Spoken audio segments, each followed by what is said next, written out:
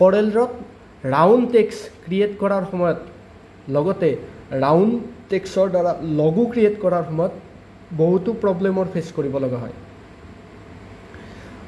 এয়া দেখিছে অলৰেডি আপোনাৰ তাত লগো ক্ৰিয়েট কৰা আছে। এই কমপ্লিট ভিডিঅ'টো চাব বিচাৰিলে আপোনালোকে কমেণ্ট কৰিব। নৰ্মেলি এই অংশটো হৈ যায়, কিন্তু তলৰ অংশটো ক্ৰিয়েট কৰাৰ সময়ত বহুতো প্ৰব্লেম ফেচ কৰিব লগা হয়। সেইবাবে আপোনালোকক আজি এই ভিডিঅ'টো দেখুৱাইছোঁ। চাব, প্ৰথমতে আপুনি ৰাউণ্ড শ্বেপটো আনি ল'ব। ইয়াত দেখিছে ৰাউণ্ড শ্বেপটো আনিলে ভিতৰৰ কালাৰটো নান কৰিব। লগতে টেক্সট আৰু শ্বেপটো চিলেক্ট কৰি টেক্সটত গৈ ফিট টেক্সট টু পাথত ক্লিক কৰিব। এতিয়া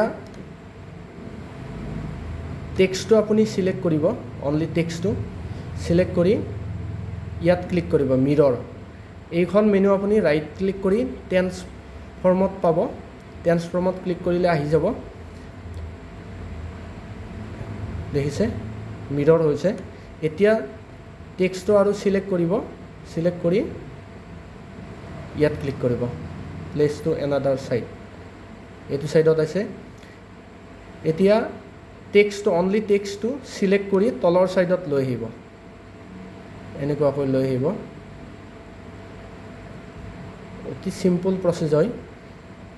এই টেক্সটটো এইটো ছাইডত লৈ আহিব। ঠিক আছে,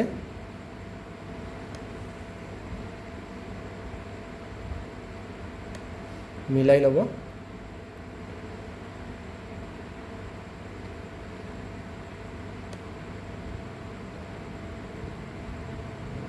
এনেকুৱাকৈ মিলাই ল'লে এতিয়া চিলেক্ট কৰি আপুনি এৰেঞ্জ ব্ৰেক টু এপাৰ্টত ক্লিক কৰিব।